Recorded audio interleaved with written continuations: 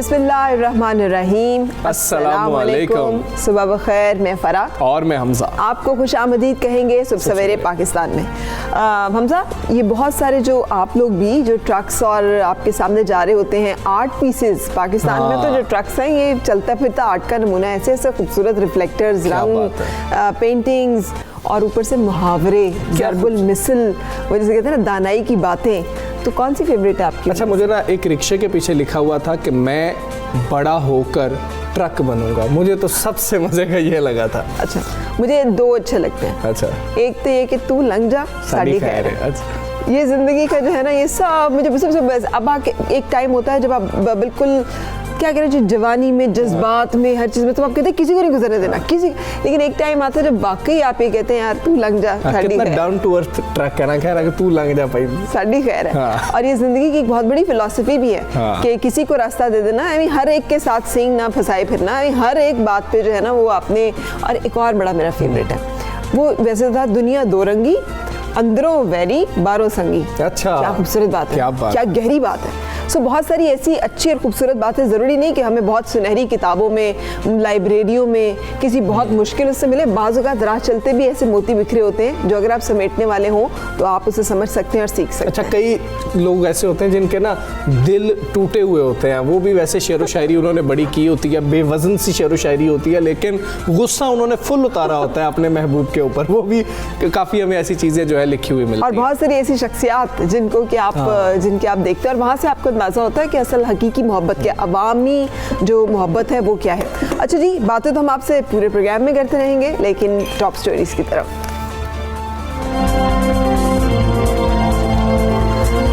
Karachi circular railway case में supreme court का तजावुज़ात का खात्मा न करने पर चीफ सेक्रेटरी सिंध को तौहीन अदालत का शोकाज नोटिस। रिमार्क्स में कहा गया कि महकूमाना खतबाजी हुई मगर खत पर अमल नहीं हुआ। अवाम भी सूबाई हुकूमत से सवाल कर रहे हैं, कराची के नसीब में बाइज़र ट्रांसपोर्ट कब आएगी? गंदुम के मामले पर काफिली की मानी गई ना। नदीम अफजल चंद की वफाकी काबीना ने गंदुम की इमदादी कीमत 1650 रुपए फी मन मुकर्रर कर दी। शिबली फराज कहते हैं सिंध में गंदुम बर वक्त रिलीज ना करने पर बहरान पैदा हुआ। सर्द मौसम में वायरस और एलर्जीज नज़ला जुकाम और दीगर बीमारियों का सबब बन रही हैं, मगर कोरोना और आम फ्लू में फ़र्क समझना ज़रूरी है। आज शो में इस अहम मामले पर माहिराना राय लेंगे। तो जी जनाब, टॉप स्टोरीज तो आपने जानी है और हम बात का आगाज़ करेंगे फ़राक कराची वालों से। कराची वालों के मसले के ऊपर शुक्र है कि चीफ जस्टिस इतने ज़्यादा संजीदा हैं। ये जब चीफ जस्टिस नहीं भी थे जस्टिस गुलजार, तब भी ये कराची सर्कुलर रेलवे का बार बार जिक्र करते थे। अच्छा, हमने जिक्र भी ना ट्रांसपोर्ट से शुरू किया, तो ये भी कोई ट्रांसपोर्ट की मनसूबा है जिसको कब हम आगे आपके सामने ने, और ये वो इशू है जो कि दरीना मुतालबा भी है कराची की आवाम का। यही वो चीज़ है जिसकी तरफ पाकिस्तान की सुबकी भी हुई ना, जब आपको इतना बड़ा एक जरीदा जो है वो कह देता है कि इसमें नाकिस तरीन ट्रैफिक का निज़ाम है, तो हमारी सुबकी है। कराची सर्कुलर रेलवे की बात हम कर रहे हैं, जो मनसूबा ना आगे बढ़ना था ना आगे बढ़ा। गुज़िश्ता रोज़ chief justice of Pakistan justice Gulzar Ahmad की सरबराही में 3 रुकनी बेंच ने कराची सर्कुलर रेलवे वक्त पर मुकर्रर न होने पर शदीद बेरहमी का इज़हार किया और उन्होंने रिमार्क्स दिए हैं कि सेक्रेटरी रेलवेज और चीफ सेक्रेटरी सिंध बताएं कि कराची सर्कुलर रेलवे का मनसूबा अब तक क्यों फाल नहीं हुआ है, क्यों ना उनके खिलाफ तौहीन अदालत की कार्रवाई की जाए। बहुत अहम रिमार्क्स हैं और सख्त रिमार्क्स हैं। और ये जिसे कहते हैं ना severity of the issue and जिसे कहना चाहिए ग्रेविटी ऑफ द इशू की तरफ इशारा करते हैं। सेक्रेटरी रेलवेज DGFW और चीफ सेक्रेटरी सिंध को ज़ाती हैसियत में पेश होने का हुक्म भी दिया। चीफ जस्टिस ने रिमार्क्स दिया है कि अब बात सिर्फ यहाँ तक नहीं रुकेगी, हम सबको बुलाएंगे और ज़रूरत पड़ी तो वज़ीर आला सिंध और वज़ीर आज़म को भी बुला लेंगे। बिल्कुल। बाद अदालत ने कराची सर्कुलर रेलवे केस की समाअत 2 हफ्तों के लिए मुलतवी कर दी है, लेकिन बड़े अहम रिमार्क्स हैं और ये कराची वालों की आवाज़ है जो चीफ जस्टिस साहब ने रिमार्क्स दिए हैं। बात कर लेते हैं, कराची में चांद नवाब मौजूद हैं, उनसे जानते हैं असल में ये सर्कुलर रेलवे का मसला है क्या सूरत हाल है चांद नवाब? KCR ट्रैक की कितना बड़ा हिस्सा अभी भी वागुजार कराना बाकी है? जी देखिए, कराची की जो आवाम थी उनको बुनियादी सहूलियत, सफरी सहूलियात नहीं थी। यहाँ पर ये पता चलो कि सर्कुलर रेलवे सुप्रीम कोर्ट की हिदायत पर बहाल करने का ऐलान तो किया गया। यहाँ पे बता दें 28 किलोमीटर से ज़्यादा का टुकड़ा है जो सिंध गवर्नमेंट ने वाखिर कराना है, लेकिन अभी तक उसको तजावीज़ात से खाली नहीं कराया गया। वफाकी वज़ीर रेलवे शेख रशीद अहमद ने 16 नवंबर से लांडी से पिपरी, जुम्मा गोड और पिपरी तक ट्रेन चलाने का ऐलान किया है, जबकि लांडी से ही औरंगी टाउन का 60 किलोमीटर का किराया 50 रुपये रखा गया है। लेकिन जो मैं देख रहा हूँ, क्योंकि कराची में जो सर्कुलर रेलवे थी वो चला करती थी लेकिन बंद कर दी गई थी, ट्रांसपोर्ट नहीं है। लेकिन ये जो लांडी से कायदाबाद से लांडी से जो यूनिवर्सिटी रोड और लियाकताबाद और जाएगा ये साइड एरिया, ये ट्रैक अभी बंद है। मैं इस वक्त गिलानी रेलवे स्टेशन पर मौजूद हूँ, जहाँ ना बुकिंग ऑफिस है, टूट फूटे कचरा पड़ा हुआ है प्लेटफॉर्म पर। ये ट्रैक जो ये लालू खेत गरीबाबाद से होता हुआ नाजाबाद जाता है। नाजाबाद दस्तगीर और नाजाबाद बोर्ड ऑफिस पे जो है वो ग्रीन लाइन के लिए प्रोजेक्ट बना, जिसकी वजह से ट्रैक खत्म हो गया। वहाँ से ट्रेन किस तरह गुजरेगी, क्या एलिवेटर लगाया जाएगा, क्या लगाया जाएगा, अभी फैसला नहीं हुआ। लेकिन सुप्रीम कोर्ट की हिदायत पर 16 नवंबर से लांडी से पिपरी में जो है जुम्मा गोड, बिन कासिम और पिपरी आएगा, जिससे काफ़ी फायदा होगा। साइड एरिया जाने वाले जो है औरंगी टोकरा, उनको फायदा होगा 60 रुपये किराया, क्योंकि कराची में ट्रांसपोर्ट है नहीं। जो ट्रांसपोर्ट थी जो साबिक दौर में नाजिम ने चलाई थी, लेकिन वो बंद कर दी गई, जिसकी वजह से यहाँ ट्रांसपोर्ट का संगीन मसला है। और यहाँ पर अभी भी एक और चीज के बारे में बताइएगा। बिल्कुल से एक और, आप इस वक्त मौजूद हैं उस इलाके में जहाँ के पे सर्कुलर रेलवे ने चलना है। बहुत सारे खानदान यहाँ पर आबाद हैं, सो उनको हटाया जा रहा है या नहीं, वो हटने के लिए तैयार भी हैं या नहीं, और अगर हटाया जा रहा है तो उनके लिए मुतबादिल रहाइश का कहाँ कैसे इंतजाम कर रही है सिंध हुकूमत? जी, सुप्रीम कोर्ट ने हिदायत की थी कि इनको जिनको तजावज़ात को हटाया जाएगा इनको जगह दी जाए, लेकिन अभी तक उनको कोई जगह नहीं दी गई है। एहतजाज भी होते हैं। सुप्रीम कोर्ट की हिदायत के मुताबिक सिंध हुकूमत ने ये जगह देनी थी, लेकिन उनको जगह नहीं दी गई है। अब भी क्योंकि ये जो 28 किलोमीटर का ट्रैक है, यहाँ डबल स्टोरी अपार्टमेंट बने, फ्लैट बने हुए हैं, इनको सिंध हुकूमत ने खाली कराना है, लेकिन अभी तक नहीं कराया गया है। ये पता चलो ये शहर वो है जहाँ ट्राम भी चलती थी, सर्कुलर रेलवे लांडी से कोरंगी, शराफी गोड, कोरंगी इंडस्ट्री जाती थी, लांडी से साइड एरिया औरंगी, मंगो पीर जाती थी, इसी तरह नाजाबाद दस्तगीर होती, पूरे शहर में ये जाती थी, लेकिन बंद कर दी गई। अब सुप्रीम कोर्ट की हिदायत पर 16 थोड़ा सा ट्रैक बहाल किया गया, लेकिन ये ट्रैक इतना कामयाब नहीं होगा जितना जब तक ये सर्कुलर रेलवे पूरी तरह बहाल नहीं हो जाती, उस वक्त तक कराची के अवाम को सफरी सहूलियात इतनी मैसर नहीं आ सकती। क्योंकि जो लांडी से पिपरी तक जाएगा वो मेन लाइन है, उस पर ट्रैक चल जाएगी। सिर्फ औरंगी तक जो चलाया गया है वो लांडी, डिगरोड, कराची यूनिवर्सिटी और ये ट्रैक जो बहाल किया गया, लेकिन जो मेन ट्रैक है पूरे शहर को मिलाएंगे वो ट्रैक अभी तक बहाल नहीं हुए, जिसकी वजह से सर्कुलर रेलवे बहाल नहीं हुआ है। चांद नवाब, आपने हमें क्या सूरत हाल है उससे आगे आपका बहुत अच्छा। वैसे हमजा, बड़ी बदकिस्मती की बात है, हम बार हर रोज हम बात करते हैं। ब्लूमबर्ग की रिपोर्ट ने तो जिसे कहते हैं ना, इसके ऊपर एक मोहर कर दी है कि जो कहते थे कि नहीं आप ये सियासी इख्तलाफात है जिनको कि रंग दिया जा रहा है। हमजा, ये नहीं वो शहर जिसमें ट्राम चला करती थी, डबल डेकर्स चला करते थे, वो शहर जिसमें कि सर्कुलर रेलवे चला करती थी, वो चीजें वो नहीं करनी है। पाकिस्तान की बैकबोन है मईशत की, और उसको क्या मिल रहा है ये हम सब के सामने। लेकिन कराची का मसला हल होगा या नहीं होगा, इन मसाइल का हल क्या है, इस हवाले से बातचीत करेंगे सीनियर सहाफ़ी नज़ीर लगारी साहब से। बहुत शुक्रिया हमें ज्वाइन करने के लिए एंड गुड मॉर्निंग। फरमाइएगा कि अब तो नौबत सुप्रीम कोर्ट की जानिब से तौहीन अदालत का नोटिस तक जा पहुंची है। आप फरमाइए कि सर्कुलर रेलवे में सबसे बड़ी रुकावट किसे समझते हैं, वफाक या सिंध हुकूमत? सबसे बड़ी रुकावट इंक्रोचमेंट है, चाइना कटिंग है, बिल्डिंग्स हैं, 6400 के करीब इमारतें हैं। अभी भी जो अंडरटेकिंग दी गई है सुप्रीम कोर्ट के इस समाअत के बाद, जो रेलवे की तरफ से स्टेटमेंट आ रहा था कि औरंगी टाउन से चलेगी रेल और वो जो है पिपरी तक जाएगी, मुझे अभी तक समझ में नहीं आ रहा है कि कौन सा रास्ता अख्तियार करेगी, वो कैसे पहुँचेगी, कैसे जाएगी, रूट है नहीं, क्या सुप्रीम कोर्ट जो है वो उसको नज़र नहीं आएगा, क्या लोगों को नज़र नहीं आएगा कि जिस तरह से रेलवे वाले ये एक बिल्कुल ही फ्रॉड किस्म की बात कर रहे हैं, ट्रैक नहीं है, कहाँ ले जाएंगे? औरंगी जो रेलवे स्टेशन है उसके दोनों तरफ से रास्ता नहीं है। औरंगी रेलवे स्टेशन जो है वो नाज़माबाद बड़ा मैदान के पास है, वहां से लेकर नाथ नाज़माबाद में रुकावटें, इमारतें खड़ी हुई हैं। नाथ नाज़माबाद के 2 पोल गिराए गए, उनको लेवल कर दिया गया, उनके ऊपर ग्रीन बस का लाइन बिछा दी गई है और वो पूरा ट्रैक खत्म हो गया। उसके बाद वो ट्रैक आगे जाता है तो वहां पर खत्म हो जाता है, नाथ नाज़माबाद में नहीं है। उसके आगे चले जाएं, वहां गरीबाबाद के पास नहीं है, उसके बाद गिलानी स्टेशन के पास नहीं है, उसके आगे तो बिल्कुल ही नहीं है, कहीं उसके नामो निशान नहीं है। और अगर उस तरफ से भी जाएं तो वहां पर शेरशाह में और ब्रिज बन चुके हैं और रास्ते खत्म हो चुके हैं। यानी किसको बेवकूफ बनाया जा रहा है, किसको, लोगों को? क्या ये अदालत की जो है वो, क्या अदालत की आंख में धूल झोंकी जा सकती है? जिस तरह से रेलवे एक अजीब किस्म का वो पेश कर रहा है। भाई औरंगी रेलवे स्टेशन जो है उसके आसपास मुमकिन नहीं है, और आगे इमारतें बनी हुई हैं, दोनों तरफ इमारतें बनी हुई हैं, इस तरफ को भी और उस तरफ को भी। रेलवे की पटड़ी एग्जिस्ट नहीं करती है ही नहीं सिरे से। ठीक है। नज़ीर लगारी साहब, वजीर बराए रेलवे शेख रशीद कहते हैं कि केसीआर पर वफाक ने अपना काम तो कर लिया, अब सारी जिम्मेदारी सिंध हुकूमत पर आयद होती है। क्या आप इस बात से इत्तेफाक करेंगे कि वफाक ने अपना सारा काम कर लिया?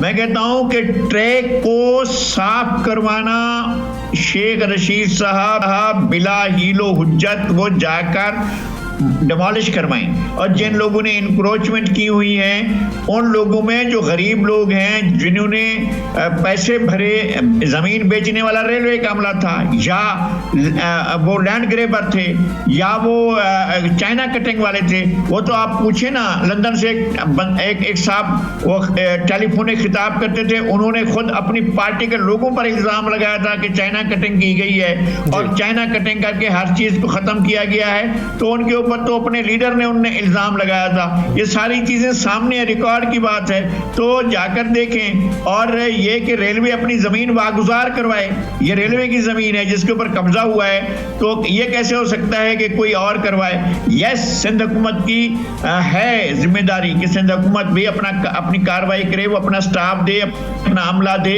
और जो जहां इंक्रोचमेंट से वहां गिरा। इंटेंशन नहीं है इस वक्त तक किसी का, ना फेडरल गवर्नमेंट का, ना रेलवे का, ना सूबाई गवर्नमेंट का, किसी का भी इंटेंशन, किसी ने भी 1 इंच भी आगे सफर नहीं किया है, किसी ने भी 1 इंच का काम नहीं किया है। क्योंकि वहां से जहां से शाह फैसल कॉलोनी से आगे आकर ये टर्न करती थी यूनिवर्सिटी की तरफ, वहां तो ट्रैक है ही नहीं, आप तलाश करें आपको तो ट्रैक ही नहीं मिलेगा। फिर यूनिवर्सिटी से टर्न करके वो गुलशन इकबाल आती थी, वो गिलानी स्टेशन आता था, वो कोई चीज एग्जिस्ट ही नहीं करती है। वहां इमारतें बनी हुई हैं, वहां पर इंक्रोचमेंट्स हैं, और ये फिगर दिए गए हैं कि 6100 इंक्रोचमेंट्स हैं। अगर वो गिराई जाती हैं तभी, अगर कोई सर्कुलर रेलवे किसी जमाने में थी तो उसका ट्रैक बाकी नहीं रहा है। बिल्कुल सही है। ये भी बताइएगा ना कि ये तो वही नशिस्तन गुफ्तन बर्खास्तन वाला मामला चल रहा है, अदालत ने भी इस तरफ इशारा किया, महकमाना खतबाजी का नुक्ता उठाया है और कहा है कि लिखत पढ़त और बयानबाजी के सिवा कुछ नहीं किया गया। तो ये जो सुप्रीम कोर्ट के हुक्म पर भी अमल दरामद नहीं हो रहा और सिंध की महकमाना खतबाजी का ये जो कल्चर है, इसके बारे में इसका क्या हल है और आपके इस बारे में क्या राय है? हाल ये है कि जो स्टेक होल्डर्स हैं, सुप्रीम कोर्ट उन सबको बुलाए। अभी सुप्रीम कोर्ट ने मेरे ख्याल में इस तरह से बाद लोगों को समन भी किया है, बाद लोगों को बुलाया भी है। रेलवे की जमीन तो सारी थी, जो रेलवे ट्रैक था उसके दोनों तरफ की जमीन जो थी उस पर कब्जा हुआ है। जो शेख रशीद साहब ने कहा था, आवाज लगाकर कहा था कि वो फुलां जो बड़े बड़े वो बने हुए प्लाजे बने हुए हैं, मैं देख लूंगा कि ये प्लाजे कैसे खड़े होते हैं, वो फलकनाज प्लाजा है या कोई और प्लाजा है, वो अब भी खड़े हुए हैं। तो क्या कर लेंगे शेख साहब? वो सारे आए। मैं कहता हूँ वजारत रेलवे को, हुकूमत सिंध को, और जो है अपना जो भी कंटोनमेंट का जो भी लैंड कंट्रोल करता हो उनको, और जो दीगर इदारे हैं जिनकी जमीन है उन सबको बुलाएं, ग्रीन बस वालों को बुलवाएं। क्योंकि ग्रीन बस वालों ने ये कैसे हुआ, यानी ये प्रोजेक्ट कैसे बना कि दो जो पुल बने हुए थे नाथ नाज़माबाद में, उनको गिरा दिया गया, मसमार कर दिया गया, और फिर ये कि वहां पर इतने खड़ी हुई हैं, वहां बड़े प्लाजे खड़े हुए हैं। वो उनको बुलाएं, तमाम सरकारी इदारों को बुलाएं जहाँ केडीए की जमीनें साहब, बहुत शुक्रिया आपका। उम्मीद हम ये करते हैं कि ये मसला अब ही हल हो जाएगा और अभी तमाम जो महकमे हैं वो कुछ काम करेंगे। हाँ, इंशाल्लाह, let's hope for the best. लेकिन कितनी बदकिस्मती है ना कि लैंड ग्रैब की गई, कब्जा किया गया, रेलवे की इतनी कीमती अराजी जो है वो कब्जे में आई, किसी के कान पे जूं तक ना रही, और आज मुख्तलिफ जो कोशिशें की जा रही हैं वो भी बावर नहीं हो रही। सुबह सवेरे पाकिस्तान,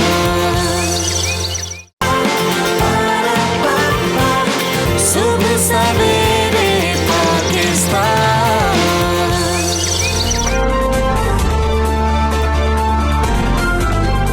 वेलकम बैक, सुबह सवेरे पाकिस्तान आप देख रहे हैं और अब एक ऐसे मसले की बात करेंगे जो हम सबकी ज़िंदगियों के साथ जुड़ा हुआ है, वो आटा, गंदम की इमदादी कीमत के हवाले से हम आपको अपडेट करेंगे। काफली की मानी गई ना नदीम अफजल चंद की, गंदम की इमदादी कीमत 2000 हो सकी ना 1800 रुपए। बिल्कुल ऐसा ही है, गल वध गई अगर नदीम अफजल चंद साहब की जुबान में कहा जाए, ज़्यादा ही वध गई। हाँ, वफाकी काबीना ने गंदम की इमदादी कीमत 1650 रुपए फी मन मुकर्रर कर दी है। मुआविन खुसूसी नदीम अफजल चंद समेत 4 काबीना अरकान ने इस बात की मुखालिफत की, कीमत 1800 रुपए मुकर्रर करने का मुतालबा किया, लेकिन ऐसा नहीं हुआ।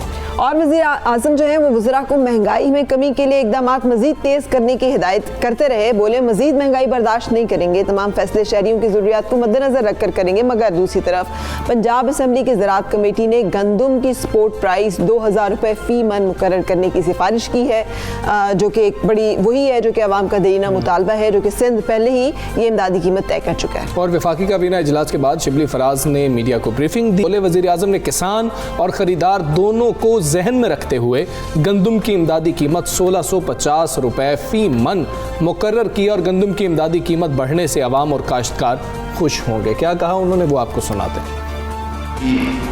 कीमत है जिससे कि किसान भी खुश होंगे और आवाम भी खुश होंगे। सिंध हुकूमत जो प्राइस देने की कोशिश कर रहा है, या जो कि वो उसका एक सियासी नारा लगाकर अमली तौर पे कुछ ना करना, वो ये है कि वो उस इंटरनेशनल प्राइस से भी ज़्यादा है। सारी कॉस्ट प्राइस का तयन करके कि उसकी पैदावार की लागत कितनी आती है, उसमें क्या सब्सिडी हम दे सकते हैं, जो कि दी है हमने किसानों को 100 रुपये, और फिर हम ये भी एक बैलेंस क्रिएट करना होता है कि ना उन पे जोर पहुंचे और ना आवाम पे पहुंचे। इस बुनियाद पे हमने फैसला किया है और जो फेडरल हुकूमत फैसला करेगी वही फैसला है। बिल्कुल सही। तो ये कहना था वफाकी वज़ीर इत्तलात का, लेकिन इस हवाले से रुकने पंजाब असम्बली मियाँ शफ़ी साहब से बात करेंगे। मियाँ शफ़ी साहब भी ने करारदाद पेश की थी सूबाई असम्बली में कि गंदम की इमदादी कीमत जो है वो 2000 रुपये मुकर्रर की जाए, जो कि मंजूर भी हो गई है, लेकिन वफाक जो है वो 1650 रुपये मुकर्रर कर चुका है। और शिबली फराज साहब का ये कहना है कि किसान इससे खुश होंगे। खुश आमदीद और बहुत शुक्रिया मियाँ शफ़ी साहब हमें सुबह सवेरे पाकिस्तान में ज्वाइन करने के लिए। फरमाइएगा कि किसान खुश होगा 1650 रुपये की कीमत से, और वफाक ने तो ये कीमत तय कर दी है। आप सूबाई जो काबीना है वो 2000 रुपये फी मन की जो सिफारिश है उसके साथ बैठी हुई है और करारदाद मंजूर भी होगी। इख्तलाफ क्यों है आप में और सूबाई हुकूमत, वफाकी हुकूमत में? जी, बिस्मिल्लाहिर्रहमानिर्रहीम। वफाकी हुकूमत में जो नेशनल असम्बली में असद कैसर साहब की लीडरशिप में एक एग्रीकल्चर कमेटी बनी, उसी के पैटर्न पे हमारे ऑनरेबल स्पीकर जनाब चौधरी परवेज़ इलाही साहब, जिनकी मोस्टली कॉन्स्टिट्यूंसी जो है वो देहाती आबादी पे डिपेंड करती है, उन्होंने भी यहाँ एक एग्रीकल्चर कमेटी बनाई जहाँ पे ये किसानों के मसाइल आए। और करंट इशू जो था वो गंदम की एक्सपोर्ट प्राइस था। तो अभी जो हम इंपोर्ट कर रहे हैं गंदम, वो 2000 रुपये पे हमें पोर्ट पे, कराची पोर्ट पर गंदम पड़ रही है। फिर हम पंजाब उसको जब ला रहे हैं तो 2500 रुपये पे हमें गंदम फी मन पड़ रही है। ये मेरे फिगर नहीं है, ये एग्रीकल्चर डिपार्टमेंट के फिगर हैं जो उन्होंने कमेटी को पेश किए। तो हम यूक्रेन के अगर या रशिया के काश्तकार को फ़ायदा पहुँचा रहे हैं तो हम अपने काश्तकार को फ़ायदा क्यों ना पहुँचाएं। तो हम अपने काश्तकार को जब फ़ायदा पहुँचाएंगे, हम उससे हम एक तो स्मगलिंग से बच जाएंगे, जो हमारी गंदम अफगानिस्तान स्मगल हो रही है। दूसरा, हमारा कीमती सरमाया जो फेडरल रिजर्व जो है वो हम सेव करेंगे, जो फिस्कल डेफिसिट की हम हमेशा बात करते हैं। और तीसरा, फूड सिक्योरिटी भी हमारी जो है ना वो इंश्योर हो जाएगी इस पोर्ट प्राइस से।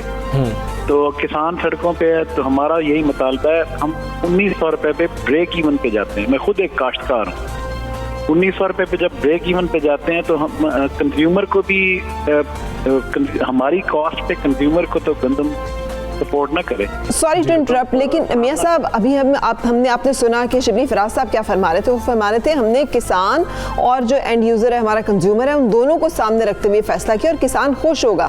आप कह रहे हैं कि ये तो अफोर्डेबल ही नहीं है, इसकी तो फिजिबिलिटी ठीक नहीं है, 1900 रुपए पे तो ब्रेक इवन है। तो विफाक और सूबाई हुकूमत में क्यों इख्तिलाफ है? जी शिबली फराज साहब इंतहाई काबिल एहतराम है, लेकिन वो कंज्यूमर एंड से, वो खुद एक कंज्यूमर है, मैं एक किसान हूँ। मैं तो अपनी आपको जो जेन्युइन जो ब्रेक इवन है वो 1900 पे है, 1900 रुपए मन हमें पड़ती है किसान को। ये मैं आपको फिगर दे रहा हूँ क्योंकि मैं खुद एक काश्तकार हूँ और काश्तकारी पे ही टोटल मेरी फाइनेंशियल डिपेंडेंसी। बिल्कुल ठीक है। मियां शफी साहब ये फरमा दीजिएगा कि वफाकी हुकूमत का जो फैसला है वो तो सामने आ गया, अब पंजाब ये समझता है कि 2000 रुपया जो है सपोर्ट प्राइस होनी चाहिए। पंजाब क्या फैसला करने जा रहा है?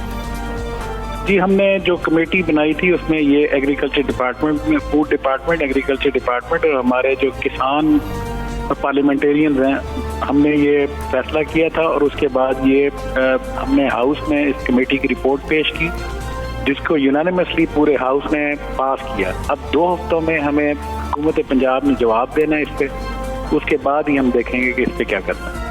ठीक है, लेकिन ये इख्तलाफ तो है ना एक, और इस इख्तलाफ को मतलब अगर नहीं तय हो पाता तो फिर आप मान जाएंगे फिर वफाक की जो कीमत तय की गई? माजी में हमने ये देखा कि जो वफाक ने फैसला किया पंजाब ने वही फैसला किया। तो ये जो एक इख्तलाफी नोट आया है, इससे आगे क्योंकि पॉलिसी भी तो जहन में होगी क्योंकि उन्होंने तो अपनी फाइनल कीमत अनाउंस कर दी है। जी ये जो फैसला आप फरमा रही हैं कि फाइनल फैसला जो फेडरल गवर्नमेंट का और पंजाब का होगा, ये तो गवर्नमेंट ने, दोनों गवर्नमेंट ने बैठ के करना है।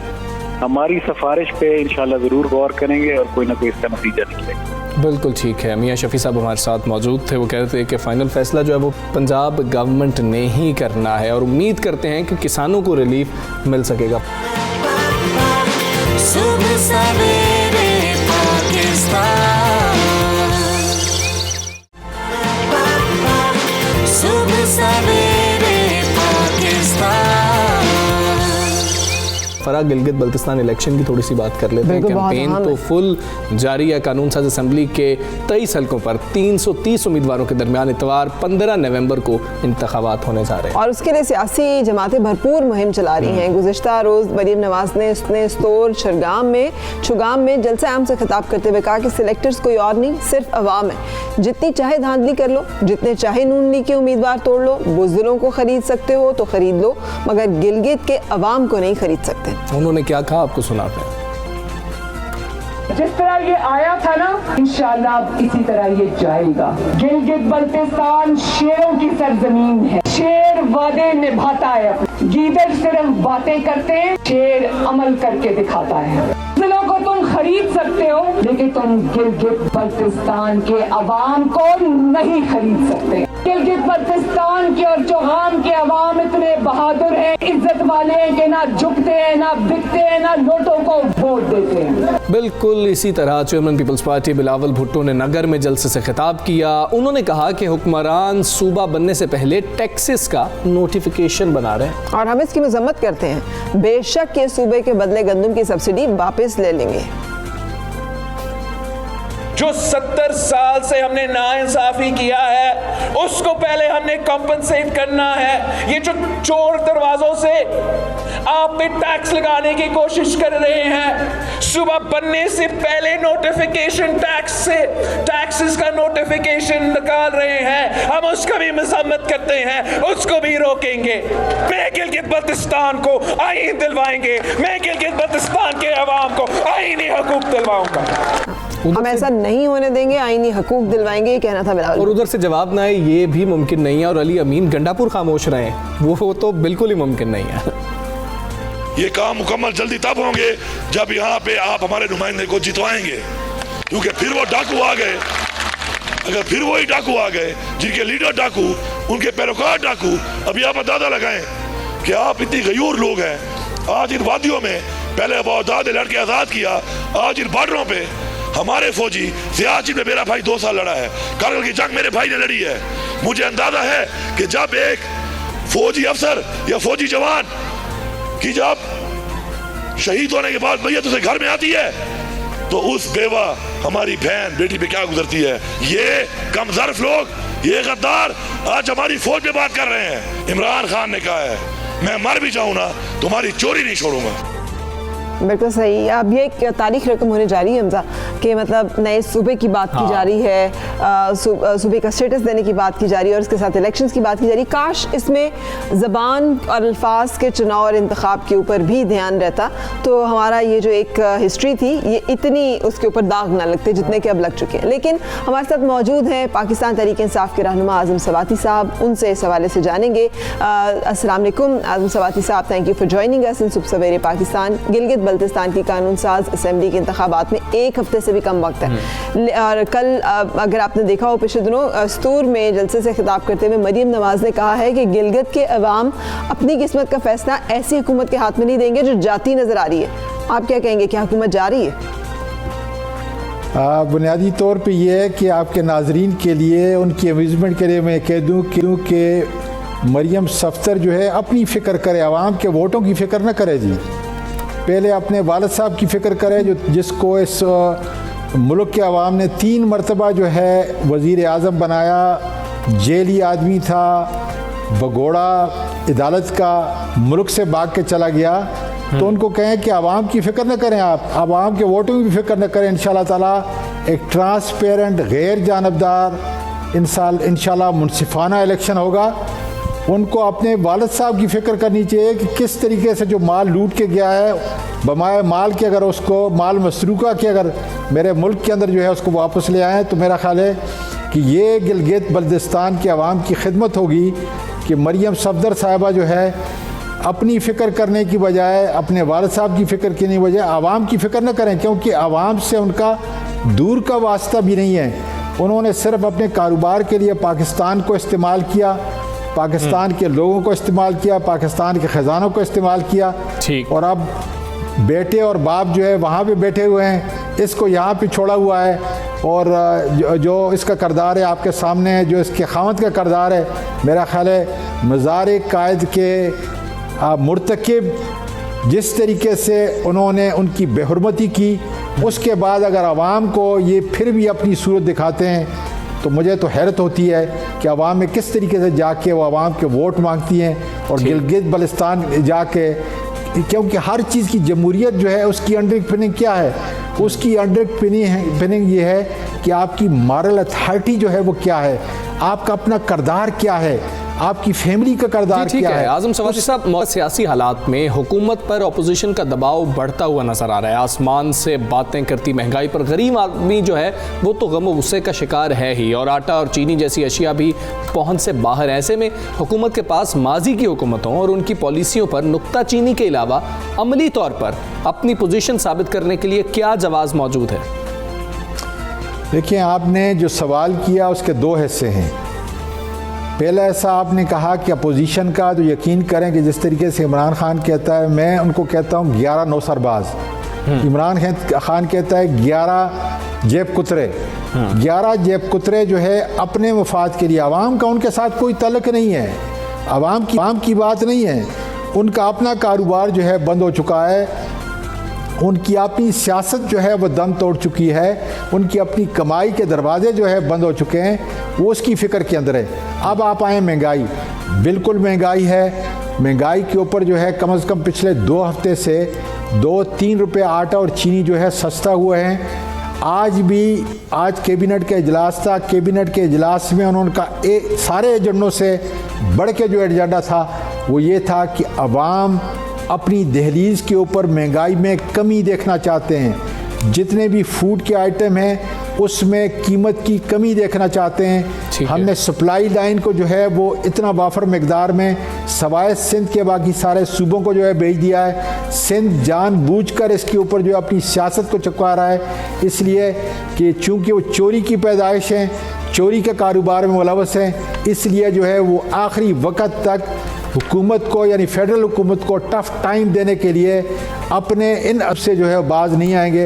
लेकिन जहाँ तक फेडरल हुकूमत का ताल्लुक है, आवाम के सामने सच्चाई का दामन हम हाथ से नहीं छोड़ेंगे। आज लोगों को आज़म सवाती साहब हमारे साथ मौजूद थे, आपका बहुत शुक्रिया। सवेरे पाकिस्तान, सुबह सवेरे पाकिस्तान।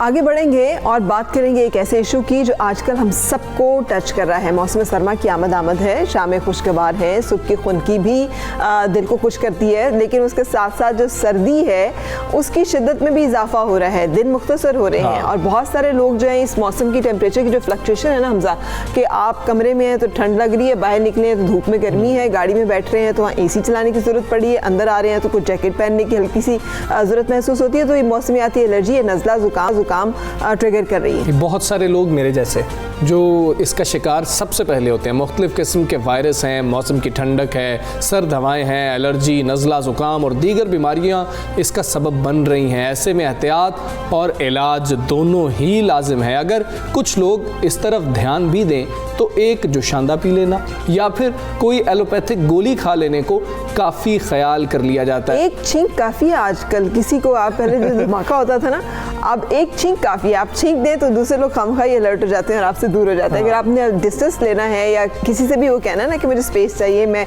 मेरे नज़दीक नहीं आओ, तो बस छींकना शुरू कर दें। यही वो चीज़ है जिस कॉन्सेप्ट के ऊपर हम बात करने लगे हैं कि नज़ला ज़ुकाम मौसमी जो एक मसला है वो, और उसके साथ साथ कोविड की जो अलामात हैं, इन दोनों में क्या तकाबुल है, कैसे मिलती जुलती है और कैसे महफूज रखें अपने आप को इस मौसम का शिकार होने से। हमारे साथ senior ENT surgeon doctor Saifullah मौजूद हैं। Good morning, thank you very much for joining us doctor Saifullah. फरमाइएगा कि सर्दियों का तो आगाज़ हो गया और नज़ला ज़ुकाम, खांसी, बुखार के केसेस में भी इजाफा हो रहा है। इन अलामात से बचाव के लिए कौन सी एहतियाती तदाबीर आप तजवीज़ करेंगे, क्या करें कि हम इनका शिकार ही ना हो?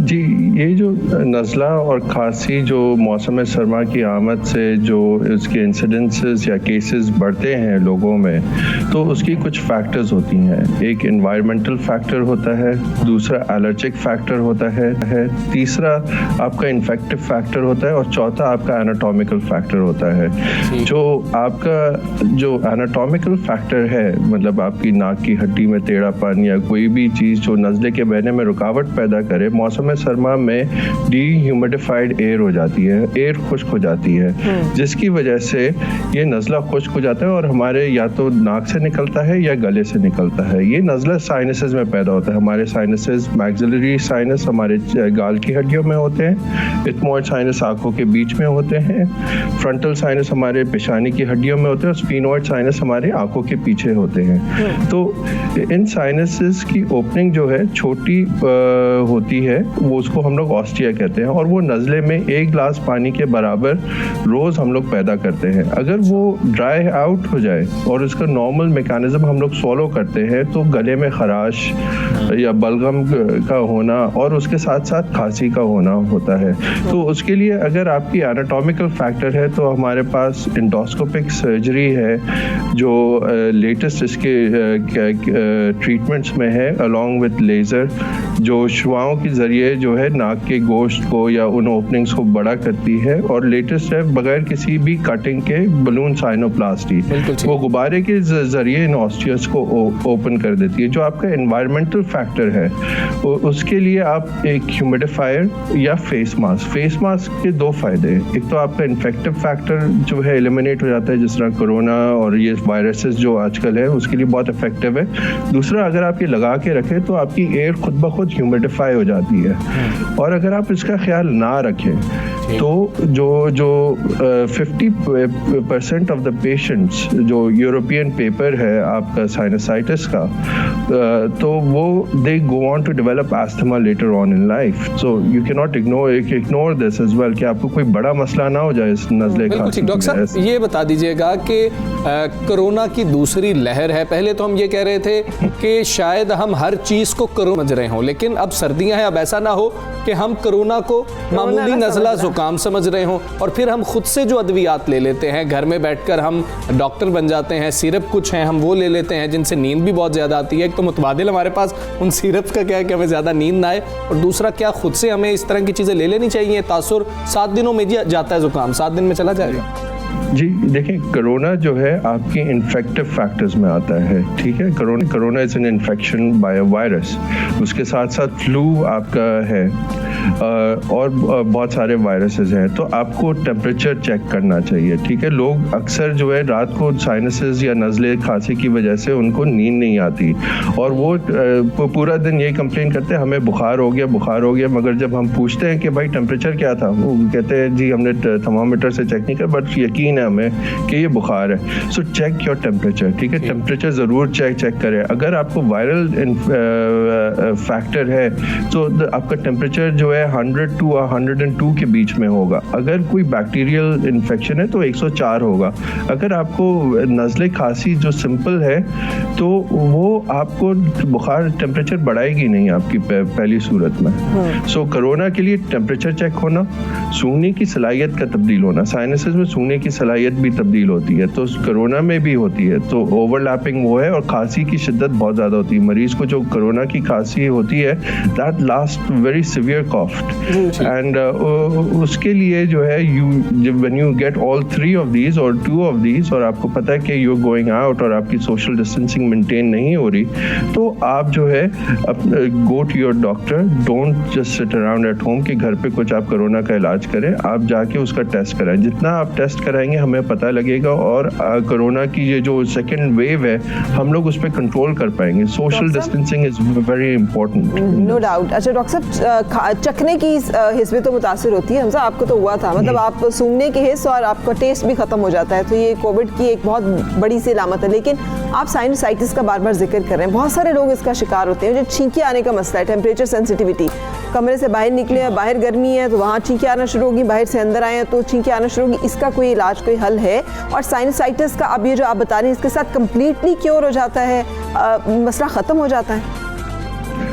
जो आपका जो टेम्परेचर चेंज की वजह से, क्योंकि हमारे नाक का काम है एज अ ह्यूमिडिफायर काम करना, तो ये बहुत इंपॉर्टेंट फंक्शन है। ये सही काम ना करें हमें अस्थमा हो जाता है। तो जो हम लोग जो एक्सट्रीम टेम्परेचर है, एसी की कमरे से बाहर गए या सर्दी गर्मी का वो है, तो वी नीड बफर एरिया, मतलब बिल्कुल गर्म गाड़ी में एकदम से ना बैठें, शीशे नीचे कर ले, 2 मिनट ज़रा गर्म हवा निकल जाए तो फिर करें, या मास्क पहन के जाएं ताकि आपको एक बफर मिले।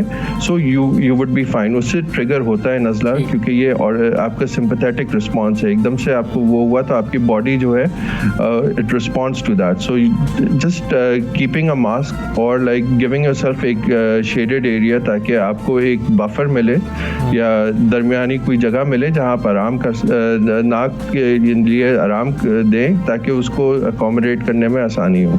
बिल्कुल ठीक है डॉक्टर साहब, बहुत शुक्रिया आपका। बहुत अहम बात थी जो आप हमारे साथ शेयर कर रहे थे। फ़राब, बहुत ज़रूरी है, जो मौसम तब्दील हो रहा होता है और सर्दियाँ जिस वक्त आ रही होती हैं, अब तो सर्दियाँ आ गई हैं, जो ज़ुकाम है इसको भी लाइट मत लीजिए और इसको मिक्स मत करिए कोरोना के साथ। एक तो कोरोना हो उसको ज़ुकाम ना समझे, एक तो ज़ुकाम हो उसको कोरोना ना समझे। जो डॉक्टर साहब ने अलामत बताई है बहुत इंपॉर्टेंट है, क्योंकि बुखार बहुत शदीद होता है, बॉडी एक्स बहुत शदीद होते हैं। ये कॉमन हो सकता है नज़ला ज़ुकाम में और कोविड में, चूँकि हमें हो चुका है। मुझे तो नींद बहुत आती थी इसमें। लॉस ऑफ जो आपकी सेंसेस है ना, लॉस ऑफ स्मेल भी खत्म हो जाएगी और टेस्ट तो बिल्कुल ही खत्म हो जाएगा। ये बहुत मोटी सी अलामत है जिसके साथ आप समझ सकते हैं कि आप कोविड में हैं, ये कोविड की तरह। और अपना ख्याल रखें, दूसरों का भी ख्याल रखें। आपकी वजह से किसी को कोरोना ना हो जाए, कि आपको कोरोना हो, आप उसको मामूली ज़ुकाम समझ रहे हो और उसकी वजह से कोई दूसरा जो है उसको इन मसलों का सामना करना पड़े। अपना भी ख्याल रखें, आपको भी ना किसी की वजह से हो जाए, ये भी बड़ा ज़रूरी है। इसलिए कि जैसे कहते हैं ना, पहले अपनी जान फिर उसके बाद वो बाकी सारी दुनिया की जो फिक्र है ना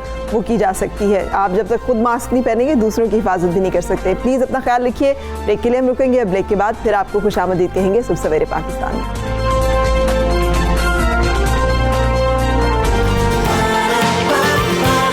सुबह सवेरे पाकिस्तान, सुबह सवेरे पाकिस्तान।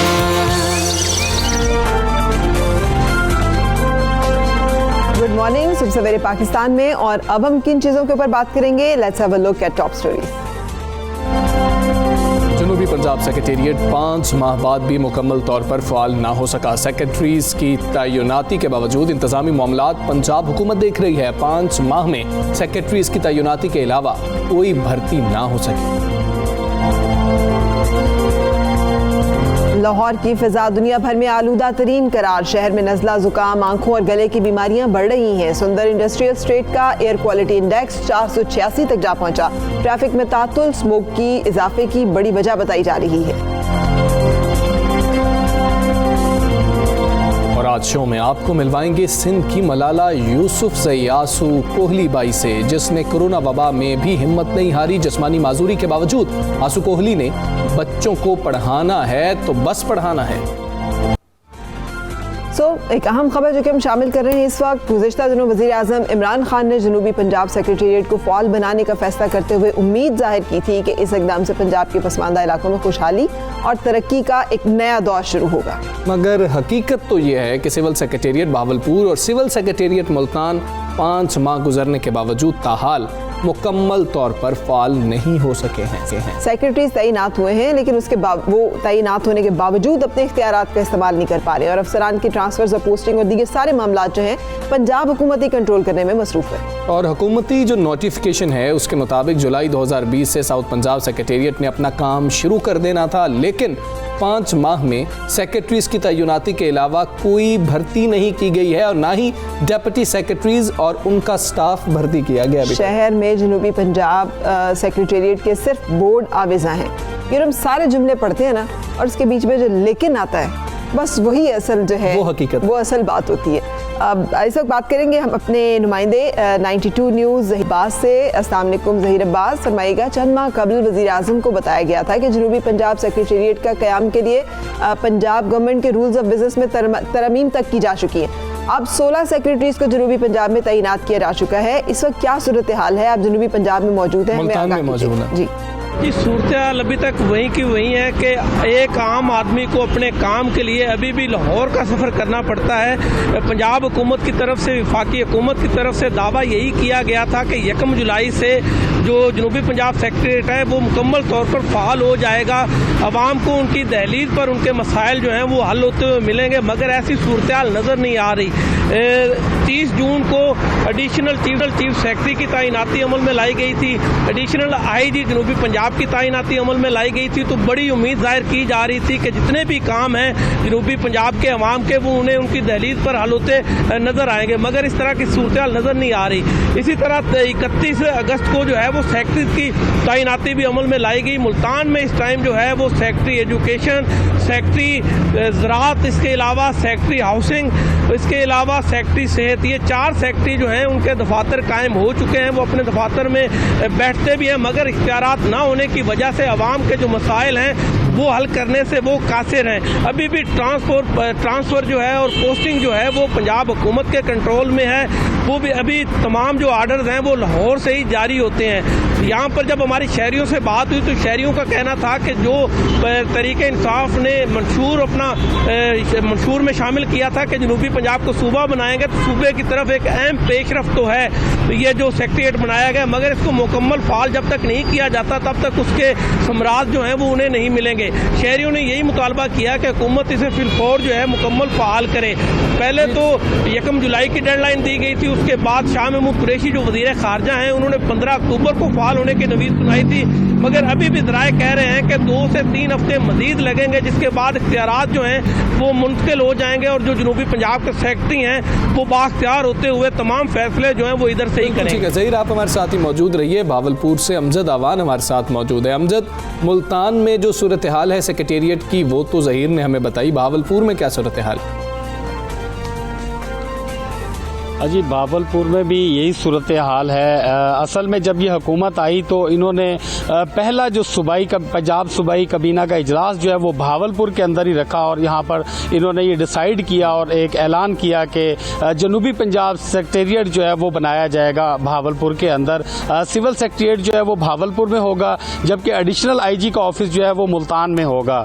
लेकिन उस वक्त ऐलान तो कर दिया गया, लेकिन उसके बाद लिंगर ऑन रहा मामला। अभी आकर जो जुलाई जुलाई के अंदर ऐलान किया गया था कि जुलाई में ये तमाम जो है सेक्रेटरीज यहाँ पर पहुँच जाएंगे। 16 सेक्रेटरी जो है वो तैनात किए गए जनूबी पंजाब सेक्रेटरीट के लिए और एक एडिशनल चीफ सेक्रेटरी जो है उसकी तैनाती की गई यहाँ भावलपुर के अंदर। यहाँ बाकायदा सर्किट हाउस के अंदर सेक्रेटरीट का ऑफिस कायम किया गया है। 16 इसके कमरे हैं यहाँ पर। इसके हवाले से 4 अरब रुपए जो है उनका भी जो है फंड जारी हो चुका है। इसके अलावा एक कैंप ऑफिस बनाया गया यहाँ पर एडिशनल चीफ सेक्रेटरी का, उसके ऊपर भी तकरीबन 1 करोड़ रुपए की जो है वो मुरम्मत जारी है। इसी तरीके से सर्किट हाउस के अंदर जो सेक्रेटरीट बनाया गया उसमें भी तकरीबन 1.5 से 2 करोड़ रुपए का जो मुरम्मत का काम है वो अभी तक चल रहा है। लेकिन दूसरी जानिब अगर बात की जाए इन सेक्रेटरीज की तो इनमें से 8 सेक्रेटरी जो है वो भावलपुर में बैठने थे, जिन सेक्रेटरीज में S&G है, एरीगेशन है, फाइनेंस है, P&D है और लाइफ स्टॉक है। इसके अलावा C&W है, लोकल गवर्नमेंट है। ये वो सेक्रेटरी हैं जो यहाँ पर बैठने थे। लेकिन यहाँ पर एक बार सिर्फ तमाम 16 सेक्रेटरी आए हैं सर्किट हाउस में। यहाँ एक ब्रीफिंग दी गई उनको। उस ब्रीफिंग के अंदर खाना पीना, VIP खाने चले, आइसक्रीम चली, टिक्के कबाब, ये वो सब चलता रहा। लेकिन उसके बाद अभी तक यहाँ पर कोई इस तरह का अमल दरामद या अमली तौर पर काम नहीं किया गया। ये जो 8 सेक्रेटरी यहाँ पर बैठे हैं इनमें से गाय बगाए वक्तन फक्तन आ जा रहे हैं, आनियाँ और जानियाँ लगी हुई हैं। फ्यूल का जो है वो खर्च हो रहा है। इसी तरीके से गवर्नमेंट के दूसरे जो मामलात हैं उनके ऊपर भी अखराजात आ रहे हैं। लेकिन इस वक्त तक अभी अमली तौर पर जो है वो कोई सेक्रेटरी के पास पावर नहीं है, ना ट्रांसफर पोस्टिंग की और ना ही अभी तक जो है वो रिकॉर्ड ट्रांसफर किया गया साउथ पंजाब। ज़हीर, आप कह रहे थे कि उम्मीद है 2 से 3 हफ्ते तक सेक्रेटेरिएट फाल हो जाएगा, काम करना शुरू कर देगा। अगर अभी तक भर्तियां ही नहीं हुई, क्या 2 से 3 हफ्ते में ये मुमकिन है? जी 1300 के करीब जो हैं वो असामियाँ रखी गई थी कि जिन पर भर्ती होनी है। उसमें कुछ असामियाँ जो है उनकी तशहीर भी अखबारात में आ चुकी थी। 300 के करीब मुख्तलिफ महकमों के जो लोग हैं उन्हें सेक्रेटरीज के साथ अटैच भी कर दिया गया है। और 2 से 3 हफ्ते में जो रूल्स ऑफ बिजनेस में तरामीम हुई हैं, समरी वज़ीर आला ऑफिस से जो है वो अप्रूव हो चुकी है।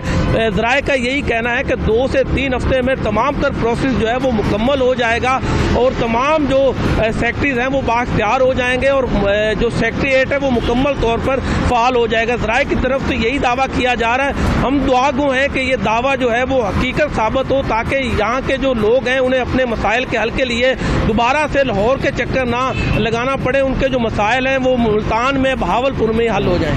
बिल्कुल सही। एक दरीना मुतालबा है जनूबी पंजाब की आवाम का। वो चाहते हैं कि उनके मसाइल जो है हल हों और उसके लिए बेहतरीन तजवीज़ है यही है कि उसे सूबा बनाया जाए।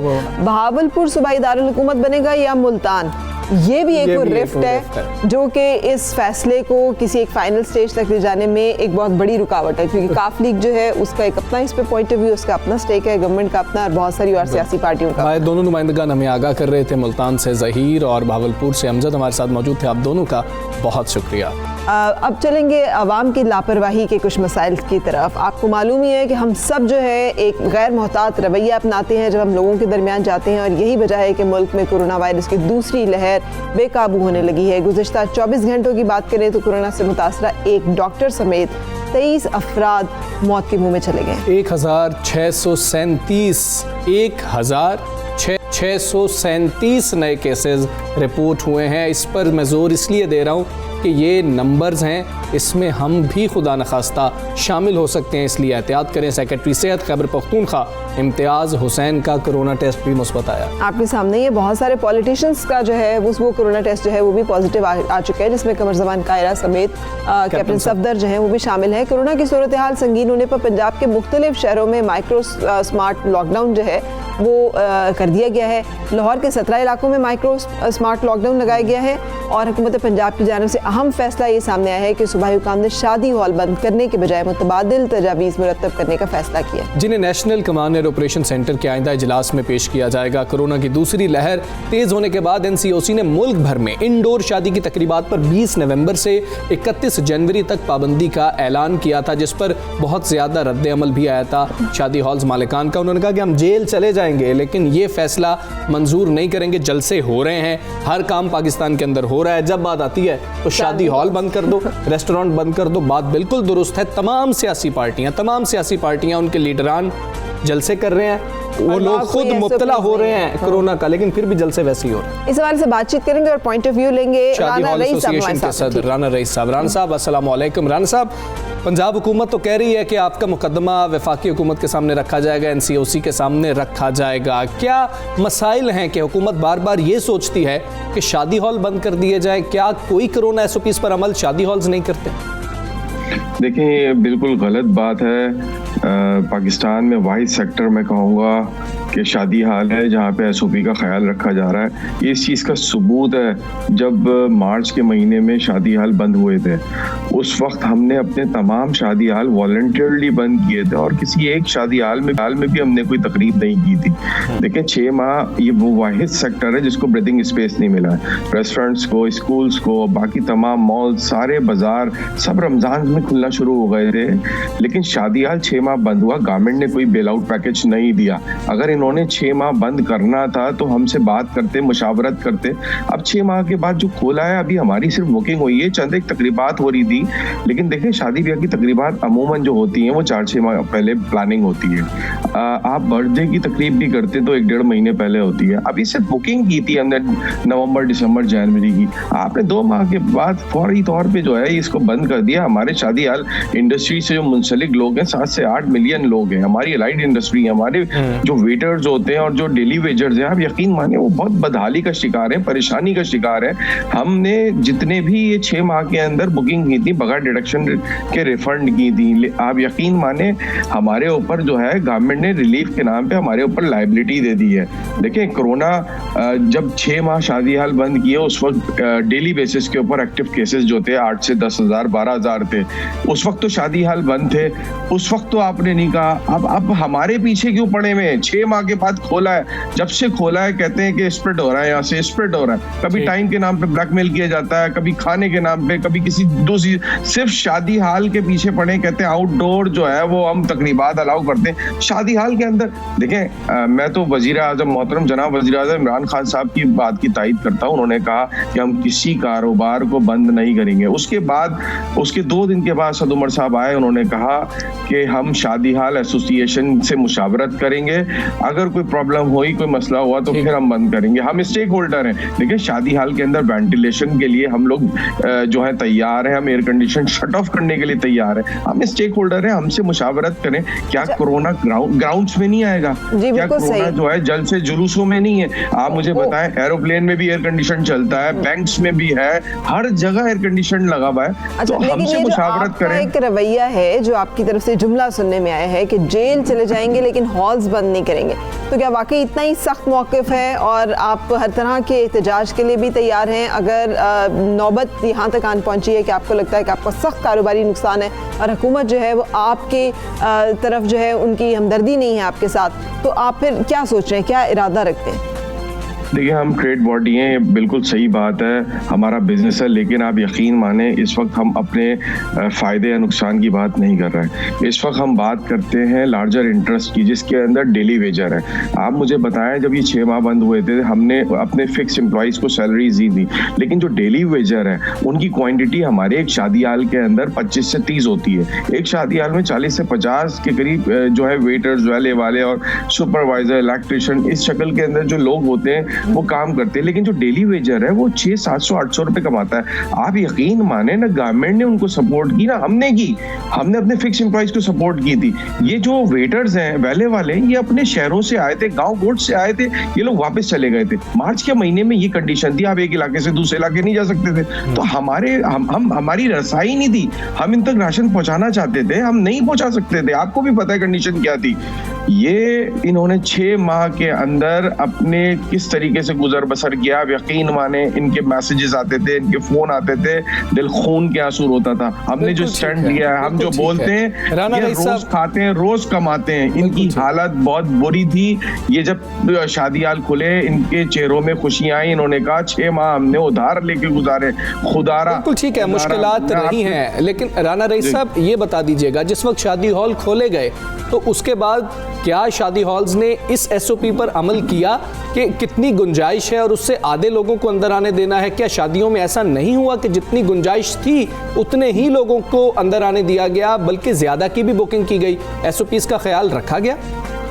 देखें, हमने तमाम मीडिया हाउस को बुलाया, डेमोन्स्ट्रेशन दी थी SOP की खोलने से पहले, कोविड टेस्ट कराए अपने तमाम एम्प्लॉइज़ के, तमाम शादी हालों के अंदर जितने भी साइंस हैं वो आविज़ा की SOP के हवाले से। साउंड सिस्टम के ऊपर 10 मिनट के बाद बोलते हैं आप गैदर ना हो, अपनी टेबल में बैठे, टेबल सर्विस की है, सैनिटाइजर्स रखें, मास्क के लिए तो हम खास तौर पे हर 5-10 मिनट के बाद ऐलानात करते रहते हैं। आप यकीन माने हम जितना SOP को फॉलो करा रहे हैं, 50% कैपेसिटी जिस तरह NCOC बोल रही है उसके ऊपर हम काम कर रहे हैं। कराची में तो ये सिचुएशन थी, आप यकीन माने एक शादी हाल ऐसा भी सील किया है, जब मैंने मुतालिका इदारे DC से बात की है तो पता ये लगा कि उस शादी हाल के अंदर तो तकरीब ही नहीं हो रही थी, उन्होंने कहा SOP को फॉलो नहीं कराया जा रहा। देखिए ये ज्यादती है, मुझे तो ऐसे लगता है इनको सोते हुए भी शादी हाल के ख्यालात आते हैं और कोई दूसरा कारोबार नहीं दिखता है इनको। मतलब आप ये देखें कि ग्राउंड्स के ऊपर शादियां करने के लिए लोग तैयार हैं, जहां पे कोई फैसिलिटी नहीं है, जहां पे ये वेदर कास्ट ऐसी आ रही है, इतनी ठंड है। अभी आपके प्रोग्राम में वेदर कास्ट के बारे में बताया जा रहा है। मुझे पता है बच्चे जो हैं, जो खवातीन हैं, जो बुजुर्ग हैं, वो ओपन स्पेस में जाके बैठेंगे, क्या वो बीमार नहीं होंगे? देखिए हमारी लेबर जो है ना वो कोरोना से नहीं मरेगी। 70 से 80 लाख, मैं आपको बहुत बड़ा फिगर दे रहा हूँ, मैं इसकी कैलकुलेशन दे सकता हूँ, 70 से 80 लाख लोग आप भूखा मार देंगे उनको। उदाहरण रहे। बहुत शुक्रिया आपका। शुक्रिया, अपने व्यू दे रहे थे सदर शादी हॉल्स एसोसिएशन। लेकिन हमजा, ये जो होती है ना हमारी शादी की तकरीबात, इसमें हमारे रवैये बड़े ख़राब होते हैं। हम बड़े इंटीमेट रवैये रखते हैं और हमारे वो रिवायात का हिस्सा तो है, लेकिन अब क्या कीजिए कि आज के दौर का ये वायरस जो है ये हमें उस रिवायात की इजाज़त नहीं देता। गले मिलना, एक दूसरे के बहुत नज़दीक होकर बैठना, मोहब्बत का इजहार करना, जताना। अगर बाजमात नमाज को बंद किया जा सकता है सिर्फ अवाम की सेफ्टी के लिए, अगर उम्रा रोका जा सकता है, अगर मस्जिद नबवी सल्लल्लाहु अलैहि वसल्लम में एंट्री को रोका जा सकता है, तो ये तो बहुत मामूली चीज़ें हैं, ये तो रिवायात उसके सामने तो कुछ भी नहीं। मगर हैविंग सेड दैट, वाकई बहुत सारे लोगों का रोज़गार जुड़ा हुआ है और उसके ज़िम्मेदार मैं और आप हैं, जिन्होंने अगर एहतियाती तदाबीर इख्तियार ना की तो ना सिर्फ ये शादी हॉल्स बल्कि और बहुत सारे कारोबार और उनसे जुड़े हुए बहुत सारे ख़ानदान जिनके चूल्हे जलते हैं वो भी मुश्किलात का शिकार हो सकते हैं। सुबह सवेरे पाकिस्तान, सुबह सवेरे पाकिस्तान। अभी एक और मसले की, बिल्कुल ऐसे ही एक और मसला है हमारे पास, पर अब वो आप जरा बताएं कि क्या मसला है। वो मसला आप ज़्यादा अच्छी तरह बता सकते हैं। अच्छा, बागों और तारीखी इमारतों के हवाले से मशहूर है शहर लाहौर, जिसका हुस्न तबाही के दहाने पर पहुंच चुका है। स्विट्जरलैंड में real time air quality monitoring platform IQ air के मुताबिक इस वक्त लाहौर दुनिया का दूसरा सबसे ज्यादा आलूदा शहर है। इसमें मेरा फेवरेट वर्ड तो आया ही नहीं। कौन सा? लाहौरी। मैं हमजा के मुझसे ना ये लाहौरी सुनने के लिए, मुझे जब भी कोई लाहौर की स्टोरी होती है मेरा दिल करता है हमजा पढ़े। अब लाहौरियों की गलती है इसमें, लाहौरियों की गलती है इसमें। अच्छा, इसके हवा का मयार है ना, ये खतरनाक करार दे दिया गया। हम देख सकते हैं अगर आप लाहौर में मौजूद हैं तो स्क्रीन पे जो मनाजिर हैं ये आपके लिए नए नहीं है, और अगर आप पंजाब से बाहर देख रहे हैं तो देख लीजिए कि पंजाब जो है वो इस वक्त किस तरह के धुंध में जो है वो घिरा हुआ है, किस तरह की स्मोक का शिकार है। एयर क्वालिटी इंडेक्स लाहौर का 430 है, नई दिल्ली का 719 और नई दिल्ली का पहला नंबर है। 300 से ऊपर का जो एयर क्वालिटी इंडेक्स की सूरत में माहिरीन सेहत ये कहते हैं कि बैरूनी सरगर्मियों से गुरेज करें, इमारतों में खिड़कियां और दरवाजे बंद रखें। और ये भी बताया गया इस रिपोर्ट में कि फैसलाबाद लाहौर के बाद सबसे ज़्यादा आलूदा पाकिस्तानी शहर है। और गार्डियन अखबार के मुताबिक हवा की आलूदगी कोरोना वायरस से होने वाली अमवात में 11% इजाफे की जिम्मेदार है। हाल ही में अगर बात कर लीजिए फरा, तो वज़ीर आला पंजाब उस्मान बुज़दार को ब्रीफिंग भी दी गई थी कि स्मोग में 43% गाड़ियों के जरिए किसे जो खारिज हो रहा होता है ना धुआं और नुकसानदेह गैसों पर मुश्तमिल है। अब तक स्मोग को मुतासिर करने वाली सरगर्मियों की वजह से 204 FIR भी दर्ज करवाई गई हैं, लेकिन हम लाहौरी बाज नहीं आ रहे। हाँ, शुक्रिया, thank you Hamza for this treat. कहना चाहिए ना ऑडियो नहीं फरा, आप ये हमारा लाहौर देखें, ये स्मोग से पहले का है, कितना वो ग्रीनरी जिसकी आप बात मैंने करती तो ये लाहौर नहीं देखा। जो आप आसमान की बात करती हैं, नीले आसमान की, sorry I am not familiar with this Photoshop नहीं है, ये हकीकत है, आप देख सकती हैं, लेकिन अब ऐसे हालात नहीं है। ये लाहौर ख्वाब में होगा या हमारे बुजुर्गों ने कहीं देखा होगा। मेरे वालिद साहब जो वो भी बताते हैं कि लाहौर जो है ना वो ऐसा था और वैसा था, मैं कहती हूँ पता नहीं कैसा था। अब तो स्मोक जो है वो ऐसा है लाहौर आपके सामने, हर चीज़ ग्रे है, हर चीज ग्रे है। अच्छा, आपको याद होगा मैंने आपको एक मैं मुंह छुपा रहा हूँ कि लाहौरियों कुछ ख्याल करो, क्या कर रहे हैं, अपनी गाड़ियों को देख लें कि कितना धुआं छोड़ती है। ऐसा लग रहा है फरा ऐसी बातें करती रहेंगी मुझे। मैंने एक रिपोर्ट शेयर की थी, अगर आपके इल्म में हो, जिसमें उन्होंने बताया था कि प्रीमेच्योर बर्थ्स, जिसमें बताया गया था कि कितनी अम्मात दुनिया के उन ममालिक में होती है जहाँ स्मोक का इतना मसला है भी नहीं। तो हम जो कि बदतरीन एयर क्वालिटी के हामिल है, हमारे साथ क्या सूरत हाल होगी। माहिर माहौलियात मोमी सलीम हमारे साथ मौजूद हैं। Thank you for joining us. ये बताइएगा कि अब दोबारा से वही हालात वापस आ गए हैं कि जैसे ये दिन वापस आते हैं हमें बताना शुरू कर देते हैं आलमी इदारे के एयर क्वालिटी इंडेक्स में आप दुनिया के आलूदा तरीन शहरों की फहरिस्त में दूसरे नंबर पर हैं। कितनी अलार्मिंग बात है ये, इसके साथ क्या क्या खतरे जुड़े हुए हैं? जी फरा, अस्सलाम वालेकुम, thank you very much program में फ़र्स्ट ऑफ ऑल बुलाने के लिए। और बिल्कुल ये बहुत इंपॉर्टेंट एक इशू है और ये हर सर्दियों में हम पिछले 5-6 साल से देखते आ रहे हैं किस तरह से लाहौर में स्मॉग जो है वो होती है और उसकी बहुत सी वजूहात हैं जिसका आपने भी जिक्र किया। और उसमें अभी हुकूमत भी बहुत सी ऐसी इकदामात कर रही है कि जिसमें उसको किसी न किसी तरह से डील किया जा सके। ये बेशक आपने जैसे जिक्र किया, इससे स्किन की बीमारियाँ, इससे एलर्जीज़ और बहुत और किस्म की, और अब तो क्योंकि हमें कोरोना वायरस जो है वो उस एक इंटरनेशनल रिसर्च के मुताबिक आपका वो सस्पेंड कर जाता है एयर के अंदर, जिसकी वजह से जहाँ पोल्यूशन ज़्यादा होगी वहाँ कोरोना के केसेस ज़्यादा होंगे। अब हमें ये जानने की ज़रूरत है कि इसकी वजूहात क्या हैं, क्योंकि हुकूमत ने पहले भी माजी की हुकूमतों में बहुत सी कमेटीज़ बनाई, बहुत सी, बल्कि EPA जो लाहौर का है, एनवायरमेंट प्रोटेक्शन एजेंसी, उन्होंने एक पॉलिसी भी इस मौके पर लेके आए हैं। देखें, एक आपकी जो है ट्रांसपोर्टेशन, जैसा आपने जिक्र किया, अबव 40% आपकी जो ट्रांसपोर्टेशन है, क्योंकि हमारा फ्यूल बहुत गंदा तरीन फ्यूल जो है हम वो इस्तेमाल करते हैं, जो अब हम यूरो 5 की तरफ जाना शुरू करने वाले हैं दिसंबर से या नवंबर से। तो एक तो वो ऐड करता है इसके अंदर, क्योंकि पार्टिकुलेट मैटर जब हवा के अंदर सस्पेंडेड जो ये पार्टिकल्स होते हैं, ये ऑफ कोर्स आपके लंग्स के अंदर, क्योंकि जितना छोटा पार्टिकल होगा उतना आपके लंग्स के अंदर चला जाएगा।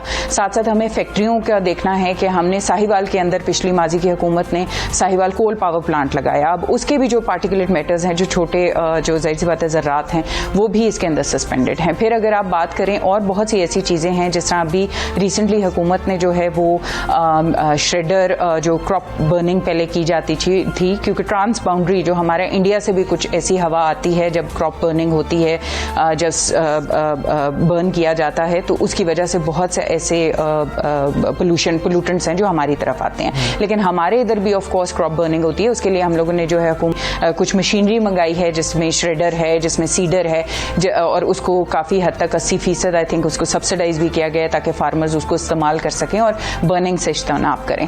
लेकिन साथ ही साथ मैं ये ज़रूर कहूँगी कि अगर हम ट्रांसपोर्टेशन की तरफ ध्यान नहीं देंगे, कि हम जितनी गाड़ियाँ हमारी सड़कों पर होंगी, हम ये एक बहुत, अगर 40% हम ये कह रहे हैं कि वो ऐड कर रही हैं, तो इसका मतलब है 40% इस प्रॉब्लम का हिस्सा जो है वो ट्रांसपोर्टेशन है। इसकी वजह से बहुत ज़रूरी है कि हम पब्लिक ट्रांसपोर्टेशन की तरफ ज़्यादा से ज़्यादा जाएं। यूरो 5 बेशक आप इंट्रोड्यूस करा दें, आप इलेक्ट्रिक व्हीकल ला दें, लेकिन जब तक इंडिविजुअल मोबिलिटी को आप फ़रोग देते रहेंगे, तब तक ये issue I don't think solve हो सकेगा। आप लंदन की स्मॉग की बात करें, उसमें भी उन्होंने उसको डिस्पर्स किया।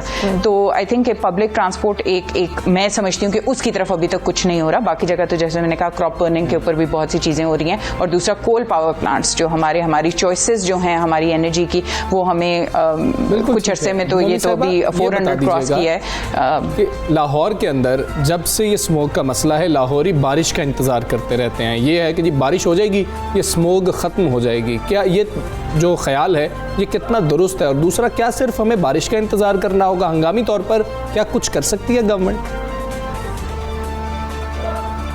देखिए, बिल्कुल बारिश से जो सस्पेंडेड आपके पार्टिकल होते हैं, ड्राई एयर होती है, ऑब्वियसली मॉइस्चर आता है तो वो बैठ जाते हैं, लेकिन बैठने का ये मतलब नहीं कि वो डिस्पर्स हो गई या वो ख़त्म हो गई चीज़। तो ये तो एक आपका शॉर्ट टर्म एक इमीडिएट जो एक सोल्यूशन आपको मिल जाता है, लेकिन दोबारा जब वही साइकिल शुरू होगा, ड्राई वेदर होगा, तो फिर दोबारा से वही चीज़ शुरू हो जाएगी। आई थिंक इमीडिएट इसके steps, short term, medium term, long term, जो कमेटी बनी थी उसने भी इसके ऊपर पूरे मेयर्स जो हैं उसको लिस्ट आउट किया था। आई डोंट थिंक एक दिन के अंदर ये लोग चेंज कर सकते हैं। ब्रिक किन्स, जैसा मैंने फैक्ट्रीज का जिक्र किया, इस तरह जो आपके भट्टे होते हैं ईंटों के, उनको जिगजैग टेक्नोलॉजी पे, जैसा पंजाब में आई थिंक 7,000 से ऊपर हैं और उसको उन्होंने जो है आई थिंक 600 कुछ जो है अभी तक जिगजैग टेक्नोलॉजी पे गए हैं और हुकूमत ने जो है उसको नवंबर से दिसंबर तक जो है वो बैन कर दिया। लेकिन आई थिंक इसके अंदर आपको कंस्ट्रक्शन, ये जैसे आप कह रही हैं, एक तरफ हुकूमत बात कर रही है कि हमने वो जिसे कह रहे हैं इस सनत को फरोग देना है, तामीराती सनत को फरोग देना है, दूसरी तरफ आप कह रहे हैं भट्टे बंद कर दें, तो ईंटों की जो है वो ऑलरेडी शॉर्टेज होना शुरू होगी, उसकी कीमतें बढ़नी शुरू होगी, मजदूर बेरोजगार होना शुरू हो गए, तो डिस्कॉर्ड है पॉलिसीज के अंदर। अगर तामीराती शोबे को तरक्की देनी है तो ईंटें तो चाहिए होंगी, भट्टे तो बंद नहीं हो सकते फिर। जी बिल्कुल फराह, आपने बड़ा, देखिए पूरी दुनिया में इनोवेशन एक जार्गन नहीं है, मतलब एक सिर्फ एक वर्ड नहीं है, लेकिन इनोवेशन जो है आजकल दुनिया के मसाइल का सबसे बड़ा इलाज जो है वो आप अपना, हमारे इधर यूथ पल्ज है, जितने जवान जो आपकी यूनिवर्सिटीज़ में हैं, हम रिसर्च को क्यों नहीं फ़रोग देते कि हमारी कंस्ट्रक्शन इंडस्ट्री को हम इनोवेट कर सकें। वाई आर वी स्टिल, हम अभी तक क्यों डिपेंडेंट हैं उन्हीं सीमेंट की उसके ऊपर, जिसमें हम पहाड़ भी काटते जा रहे हैं, जिसमें देखें ये जो स्मॉग है इसके अंदर कहीं ना कहीं सीमेंट फैक्ट्रीज का भी पार्टिकुलेट मैटर्स होते हैं। तो क्यों नहीं हम इंडस्ट्री को अपनी इनोवेट करते हैं। आपको पता है कि जिस तरह से अभी बात पिछले दिनों भी हो रही थी, बहुत से ऐसे नए सब्सटेंस आ गए जिससे आप कंस्ट्रक्शन कर सकते हैं। जरूरी नहीं है कि आप वो पुरानी ही चीजें लेके, और आपकी बिल्कुल बात सही है, एक जगह कंस्ट्रक्शन इंडस्ट्री को फरोग दे रहे हैं, लेकिन एक जगह मैं ये जरूर कहूंगी कि हुकूमत ने अपने ही ग्रीन एजेंडा को कंस्ट्रक्शन इंडस्ट्री को थोड़ा सा फरोग देकर कहीं ना कहीं उसको ठेस पहुंचा रहे हैं। और ये आपके ही तवसत से मैं ये मैसेज देना चाहूंगी कि हम एज एनवायरमेंटलिस्ट बहुत कंसर्न्ड हैं, क्योंकि बहुत सी ऐसी कंस्ट्रक्शन की जाती हैं जिसके EIAs नहीं होते हैं, और वो बिलाशुबा उस वक्त तो आपके लिए। सलीम साहिबा, आप आज सुबह सवेरे पाकिस्तान में मौजूद थे, यहाँ पर एक ब्रेक लेनी है, stay with us.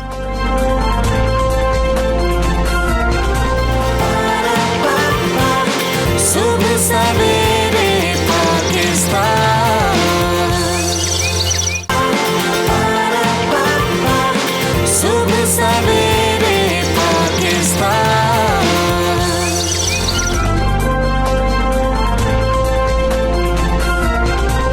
Welcome back, सुबह सवेरे पाकिस्तान आप देख रहे हैं, और हिम्मत की बहुत सारी ऐसी दास्तानें हैं जो हमारे इर्द गिर्द बिखरी हुई। एक बहादुर खातून से आपको मिलवाने जा रहे हैं। रमज़ा, थोड़ा सा आपको बैकग्राउंड बता दूं इसको, ये जो कोहली खानदान है ना, खासतौर वीर जी कोहली, मैंने उनको बहुत इंटरव्यू भी किया हुआ। ये एक टाइम था जब बॉन्डेड लेबर थी इस सारे एरिया में जिसकी हम बात करने जा रहे हैं, यानी बहुत सारे ताकतवर वडेरे और रईस जो हैं वो इन लोगों को नस्ली खानदान दर खानदान, नस्ल दर नस्ल अपना गुलाम रखते थे। अच्छा। इनको पैरों में बेड़ियां डाल के रखा जाता था, इनसे जबरी मुशक्कत ली जाती थी, इनको कोई मुआवजा नहीं दिया जाता था, इनको मर्जी से जीने का, शादियां करने का हक नहीं दिया जाता था।